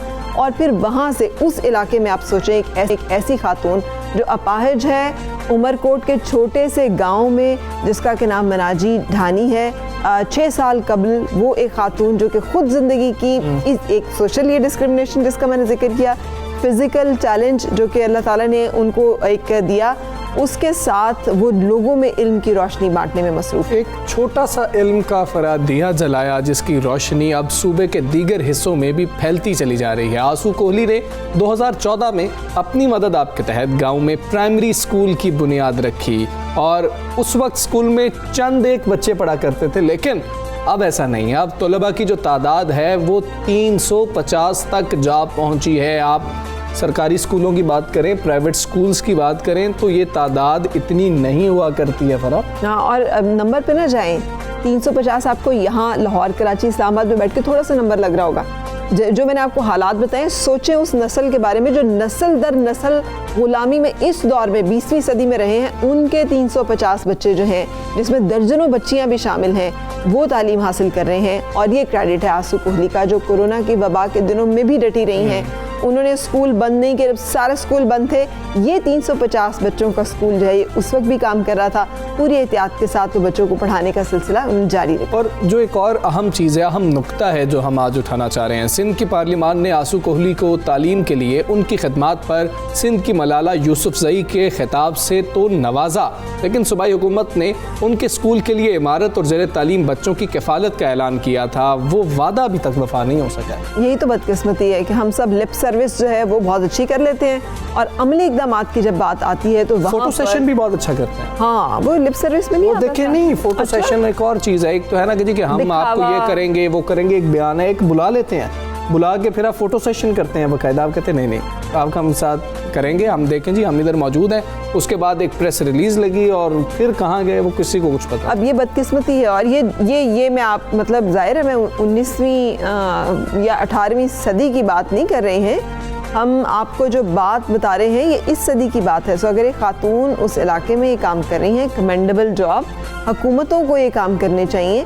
अगर अफराद कर रहे हैं तो हुकूमतों को उनकी सरपरस्ती और ताउन ज़रूर करना चाहिए। और अगर ऐसे अफराद कर रहे हैं कि जिनको आपने वैसे ही जिनका ख्याल रखना था आपने ख्याल नहीं रखा, लेकिन उन्होंने दूसरों का ख्याल रखा, फिर तो हमें कुछ सोचना चाहिए है। और बहुत सारे अवार्ड्स जब दिए जाते हैं ना और ऐसे लोग किसी लिस्ट में नहीं होते तो सवालिया निशान उन अवार्ड्स के ऊपर आ जाता है, जिसमें नज़रअंदाज किया जाता है उन लोगों को जो असल कंट्रीब्यूट कर रहे हैं इस मुआशरे में, इस मुल्क की तामीर और तरक्की में, अवाम के साथ जुड़े हुए हैं। सुबह सवेरे पाकिस्तान,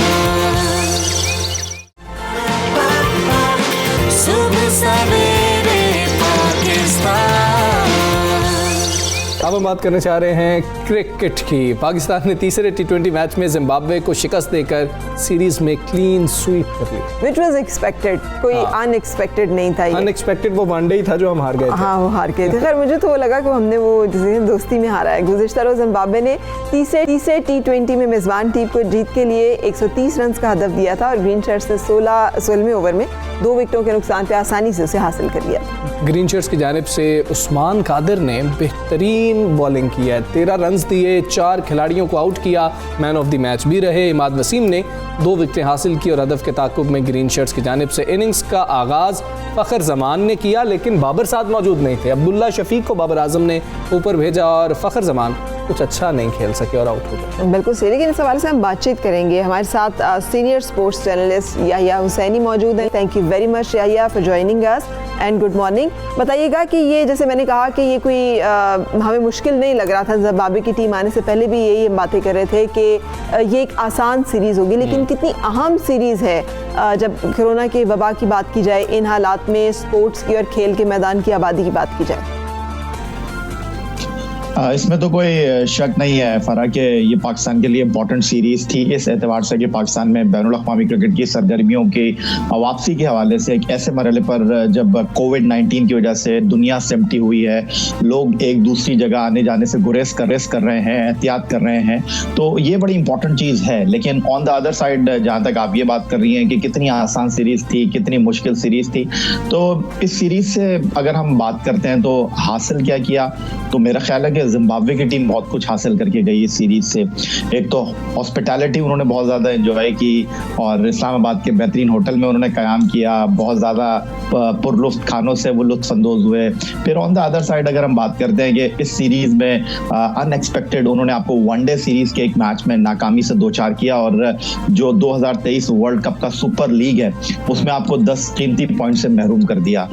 लेकिन ऑन द अदर साइड अगर T20 सीरीज़ की बात करते हैं, जिस अंदाज में कॉम्प्रिहेंसिवली आपने T20 सीरीज को अपने नाम किया, मेरा ख्याल है वनडे सीरीज में आपकी टीम थोड़ा सा ऑफ कलर नजर आई। वनडे सीरीज में आपकी टीम उस तरह परफॉर्म नहीं कर सकी जिस तरह T20 सीरीज में आपकी टीम ने परफॉर्म किया। बिल्कुल ऑल आउट किया, आउट क्लास किया, फील्डिंग, बॉलिंग, बैटिंग, तीनों शोबों में जिम्बाब्वे की टीम को कहीं का नहीं छोड़ा। बिल्कुल ठीक है। याहिया साहब ये बता दीजिएगा, अब्दुल्ला शफीक, हैदर और फिर खुशदिल और नीचे से उस्मान कादिर, इन चारों की परफॉर्मेंसेज आपको कैसी लगी हैं? बाबर आजम का कल का फैसला कि खुद ना आना, अब्दुल्ला शफीक को ओपनर भेजना, क्या आप बता रहे हैं कि बाबर टीम को साथ लेकर चलेंगे और वो देख रहे हैं कि मैं अकेली स्ट्रेंथ नहीं, दीगर लोगों को भी मुझे स्ट्रेंथ बनाना है? हमजा, बात दरअसल ये है कि जब से ये तब्दीली हुकूमत आई है ना, तो मेरा ख्याल है कि हर कोई जो है वो बिल्कुल रातों रात जो है वो सब कुछ हासिल करने का ख्वाहिशमंद है। क्रिकेट का खेल जो है वो एक दिन आपको हंसाता है और 10 दिन आपको रुलाता है, तो ये बड़ा सोच समझकर और बड़ा एतबार वाला खेल है। और कहते हैं क्रिकेट की तरह खेल रंग बदलता है, आदादो शुमार का ये खेल है। हम लोग फौरन ही ये फैसला कर लेते हैं, जनाब अब्दुल्ला शफीक आ गए हैं हैं, हैदर अली आ गए हैं और बस अब पाकिस्तान क्रिकेट चल पड़ी है। देखिए पाकिस्तान क्रिकेट तो 1952 से चल रही है और कई ऐसे खिलाड़ी आए हैं जिनकी हम बात करते थे, जिनका हम नाम लेते थे, आज वो हमें कहीं पाकिस्तान क्रिकेट के उफक पर दिखाई नहीं दे रहे। Babar Azam no doubt Pakistan cricket की एक प्रोडक्ट है, ब्रांड है और उन्होंने बहुत अच्छा परफॉर्म किया है, लेकिन जिन खिलाड़ियों की आप बात कर रहे हैं, जिन खिलाड़ियों का आप नाम ले रहे हैं, थोड़ा सा उनको वक्त दीजिए। उनको इस पानी में अपने आप को जो है वो तैरने के लिए, अपने आप को संभालने के लिए वक्त की जरूरत है। वरना बहुत सारे ऐसे खिलाड़ी, अगर मैं यहाँ पर नाम लेना चाहूँ तो शायद आपके प्रोग्राम का वक्त खत्म हो जाएगा, आए और अब कहीं दिखाई दे नहीं रहे। ये बात क्या उस्मान कादिर पे सादिक आएगी? 2 मैचेस में तो लगातार अच्छी परफॉर्मेंस की, लेग स्पिनर की हमें जरूरत भी है, गुगली उनके वालिद का एक बड़ा वो कमाल भी रहा, तो आप उनकी आगे जगह कैसे देख रहे हैं? देखिए फरहाद, 3 मैच और 11 ओवर 60 रन 8 विकेटें, सीरीज का बेहतरीन खिलाड़ी करार पाना, इससे अच्छा आपके लिए स्टार्ट हो नहीं सकता। इंटरनेशनल क्रिकेट में आपकी बहुत शानदार स्टार्ट मैं कह सकता हूं इसको, लेकिन आप उनको अब्दुल कादिर के साथ कंपेयर करने लगे हैं, आप उनका मवाजना अब्दुल कादिर साहब के साथ करने लगे हैं। ठीक है, उनकी जीन में अब्दुल कादिर जो है उनका खून मौजूद है, उनकी रगों में अब्दुल कादिर साहब का खून दौड़ रहा है। अब्दुल कादिर साहब आज इस दुनिया में नहीं है, लेकिन उनके कारनामे आज भी हमें याद हैं। आज भी हम अब्दुल कादिर की पहचान समझते हैं उस्मान कादिर को, लेकिन एक परफॉर्मेंस के ऊपर जमीन आसमान के कलाबे मिला देना, ये कह देना कि हमें अब्दुल कादिर मिल गया। अब्दुल कादिर ने इंटरनेशनल क्रिकेट में एक वक्त गुजारा अपने आप को मशरिक का जादूगर कहलवाने में, तो ये एक अच्छा स्टार्ट तो हो सकता है उस्मान कादिर का, लेकिन उनको अपने वालिद के नक्शे कदम पर चलने के लिए, अपने वालिद की जो एक ये कह सकते हैं कि एक उनकी बॉलिंग का आर्ट था, उसको कंटिन्यू करने के लिए बहुत कुछ करना पड़ेगा। 27 साल की उम्र में उन्होंने डेब्यू किया और उन्होंने अपनी जो परफॉर्मेंस है अपनी बेगम को डेडिकेट की, man of the match, man of the series का अवार्ड। लेकिन अभी बहुत सारे मराहिल तय करने उस्मान कादिर को। ये कह देना बस वो आया, उसने देखा और उसने फतह कर लिया, ये मेरा ख्याल है I think it's too early. ठीक है, टेस्ट की कप्तानी का बता दें कि बाबर की कप्तानी आपको कैसी लगी? कमजोर टीम थी, कप्तानी की शायद उतनी जरूरत महसूस ही नहीं की गई। टेस्ट की कप्तानी का बोझ डाल देना बाबर आजम पर क्या अभी दुरुस्त है? हमदा बात दरअसल ये है कि फैसले कहाँ से हो रहे हैं ये मुझे नहीं पता, लेकिन हो रहे हैं ये मुझे नजर आ रहा है। और दूसरी बात ये है कि आप ये जो बात कर रहे हैं ना, बाबर आजम का इस वक्त वो हाल है कि वो एक घर में कमाओ पूत बेटा रहता है और आप बच्चों की फीस भी उसी से दिला रहे हैं, घर का किराया भी उसी से दिला रहे हैं, घर का राशन भी उसी से डलवा रहे हैं, घर के मसाइल भी उसी के सामने रख रहा है, तो एक हद तक ही वो चीजों को लेकर चल सकता है। बाबर आजम आई थिंक उनको आपको संभाल कर लेकर चलना चाहिए। पाकिस्तान क्रिकेट का एक ही ब्रांड है इस वक्त और आप उनके ऊपर इतना दबाव डाल रहे हैं। आप सोचें अगर बाबर आजम एज ए कप्तान फेल हुए तो वो सिर्फ कप्तान फेल नहीं होंगे, उनकी बल्लेबाजी पर भी फर्क पड़ेगा और अगर उनकी बल्लेबाजी पर फर्क पड़ा तो पाकिस्तान की बैटिंग जो है वो इस वक्त बहुत ज्यादा जो है वो दबाव का शिकार हो जाएगी। और ठीक है, व्हाइट बॉल क्रिकेट में आपने उनको कप्तान बनाया, लेकिन वाई अजहर अली को आपने कप्तानी से क्यों हटाया? इस साल 13 मई को जब आपने एक प्रेस रिलीज निकाला था, आपने कहा था कि पूरे सीजन के लिए हमने अजहर अली को कप्तान बनाया है और ये क्रिकेटिंग फैसला नहीं है। वो जो अजहर अली वजीर आजम पाकिस्तान इमरान खान साहब से हफीज और मिसबा के साथ मिलने चले गए थे, डिपार्टमेंट क्रिकेटर्स के हवाले से मुलाकात करने गए थे, डिपार्टमेंट क्रिकेटर्स का रोने गए थे, वो बोर्ड को अच्छा नहीं लगा, उन्होंने कहा आपने हमें बाईपास किया और फिर आपको पता है यहाँ पर बाईपास करने का कितना आपको खमियाजा भुगतना पड़ता है। तो वो खमियाजा जो है मिसबा को मतलब एक ओहदा छोड़ने और इनको कैप्टनसी से छोड़ने की तरफ आप इशारा करें। अच्छा, थोड़ा सा पाकिस्तान सुपर लीग भी बात कर लें, उसके 5वां एडिशन और बहुत सारे प्ले ऑफ का सिलसिला जारी। कौन कौन से प्लेयर्स, पहले तो आप देख रहे हैं पाकिस्तान प्ले ऑफ जो है शुरू होने वाला है ना, तो कौन कौन से प्लेयर्स आएंगे, किन की आमद और उससे क्या फ़र्क पड़ेगा पाकिस्तान की क्रिकेट के ऊपर और PSL पर?